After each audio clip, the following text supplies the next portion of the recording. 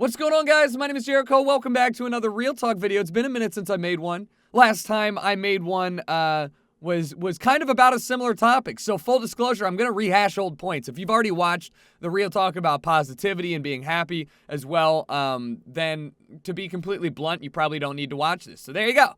But I already got your view. Haha, sucker. No, I'm just playing. I'm not trying to clickbait. But the reason I'm making this video and rehashing old arguments is because PewDiePie put out a great video talking about faking happiness. And I'm a big fan of whenever somebody that either I watch or at least is relevant or important in my industry removes the curtain that they usually sit behind and kind of lays it all out there, how they feel about a certain trend or something. And he makes a really good point too, one that I have made a couple times before, but also I'd like to come in from the other side and kind of support an alternative to his video. So if you haven't seen it, definitely recommend watching it. It's in the description. The summation of it is that there are people out there that push this idea of positivity and being happy 100% of the time and faking happiness to get, to make sure this video is full positivity and using it as a selling point.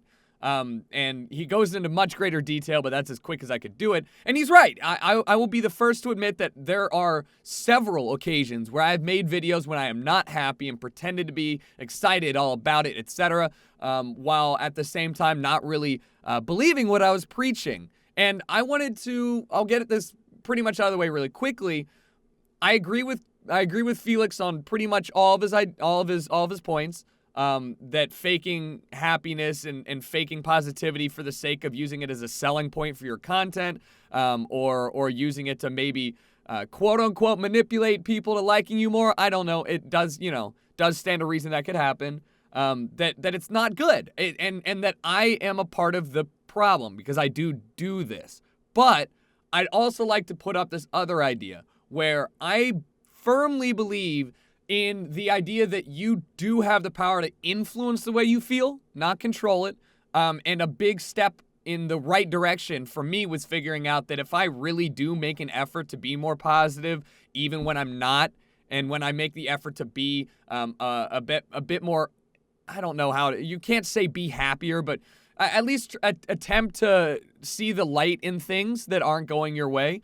I have noticed, and I want to say that other people have noticed too, that it does help me potentially turn around something that's not going my way, or maybe flip a bad feeling into an okay feeling. It's never like, oh, I'm sad. Well, I'm just going to become happy now. I'll talk to you guys later. I'm just going to be smiley. And then you're just happy. That's not how it works. But, if I'm feeling like I'm just walking around with resting bitch face, I put on a smile, and by the time I get home, that's not a fake smile.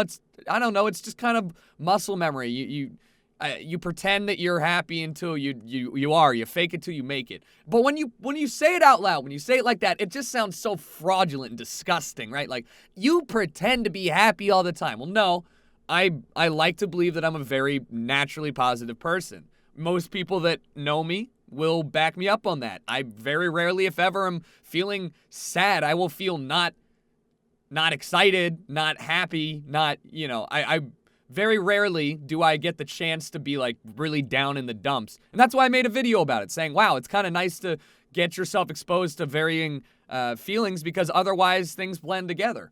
The too long didn't watch of that video was that if you are only experiencing happiness, or you're only going through life with people thinking you're just the fucking happiest dude 100% of the time, you're not going to get a taste of what that means. It's not going to mean as much to you the longer it goes on. Does that make sense? When you get used to it, when you get used to a certain feeling, that feeling is no longer special. So I was all about it, man. I'm all about the idea that you should not force yourself to feel or pretend to feel a certain way in hopes that you'll just become this instantly happy person.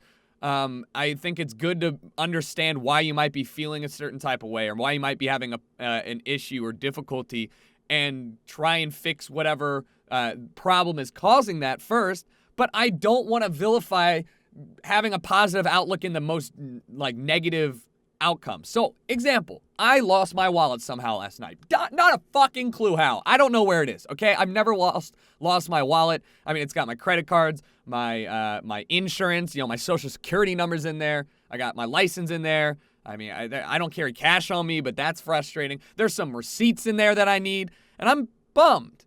But then I also have my passport. Credit cards can be replaced fairly easily. I'm going to go to the bank tomorrow and just get a temporary debit card. I'm really going to believe in the genuine kindness of the natural human and hope that, whoever finds my social security number doesn't know or care enough to try and do identity fraud, all that shit. But the moral is that while a large problem and a significant issue and also a pain in the ass, it's really not that big of a deal. I have my passport. I can still travel. I can still go on my trip. Once I have my debit card, I'll have access to my money and my funds. I mean, the only issue is that I have to wait in line at the DMV. And I think there's nothing wrong with me being like, fuck, like I'm upset I lost it. But I'd be lying to you if I told you I was upset, like sad right now and it was affecting my day. It's just kind of like an inconvenience. I don't know. The world keeps turning. And I think that that's a lot to do with my thought process of, well, this fucking sucks, but does it impact anything that I'm doing? Does it have a significant impact on anything in the future or in the past? Like, is this going to fuck me over in some way? If the answer is no, well, what's the point in worrying as much as I was? So I use this kind of thinking and searching for the good in a small, shitty situation to help me move away from feeling like a piece of crap. And I know this is super convoluted and doesn't make a lot of sense, and you're like, bro, that California Kush, dude, I'm really trying. It's hard to put these thoughts into a coherent sentence. Felix talks about people using that idea, that positivity, as a selling point being wrong. And I can agree and I can also disagree. I think that one of my big draws to my brand, to me, to my content, is that it is most of the time pretty happy and positive and energetic and upbeat and uplifting, right? Yeah, back me up on this. I am vulgar, but you gotta understand somewhere in there is an underlining feeling of positivity and support, right? That's, we're the fun squad. And I do use that to an extent, but he brings up, stores that are like the Smile More store and like BeHappy.com, like all that shit. And I agree that is A, shitty, B, skeevy, and C, it does tend to impact people that don't need any more shit on their plate. What I mean is that the type of person that's going to go to a channel and see like spreading positivity throughout the world, Smile More merch, right? And is going to see that and go, fuck, that's exactly what I need right now. Like, honestly, this is what I've been waiting for. And then they go and they buy that shirt. That's the type of person that's really searching to be happy. They don't know how to do it. They don't know what they need to do to get there, but they think that a good step forward is buying this merch or is supporting this channel or supporting this guy. Don't think that's necessarily wrong. Think that could help some people, but I think that the vast majority of those people are in a position where they're going to get hurt more than they possibly could be helped by this. They're going to think, look at this guy. How is he so happy? I don't understand. I don't get why people are able to do this and I'm not. And it can feed back into like a negative cycle. So I don't want to drag this video on unnecessarily. It's already been 8.5 minutes and we're going to hit 10 minutes and I'm like, this is why he fucking rambled for the post-roll ads. But to be honest, I really enjoy, if I could come away with a couple points, I really enjoy when PewDiePie and other YouTubers kind of bring back that curtain and explain how they felt when they were making certain videos that now they feel free and comfortable to talk about. I love that. I've done that several times. This whole series about it is about it, and that's the bread and butter. You really feel like you get to know the person behind the content. 2, agree with most of his points. I think that Felix is right in that using and abusing this positivity, this happiness, is kind of like going and using Facebook or social networks. It's like a drug. Everybody seems so happy, and you're like, well, why am I not happy all the time? Don't get yourself caught up in it. And 3, do not let yourself be fooled by people that are trying to sell you shit in order to be happy. It's bullshit. It's okay to do it. It's okay to grab it. It's okay to spread positive messages. Just be aware of underlying themes and possible ulterior motives. Sound good? Good. Made it under 10 minutes. Fuck the post-roll ads. My name is Jericho. If you enjoyed, let me know in the comments section. I don't fucking know what you're going to be talking about. Probably trying to coerce. I'm done with the outro. Fuck it. We're done.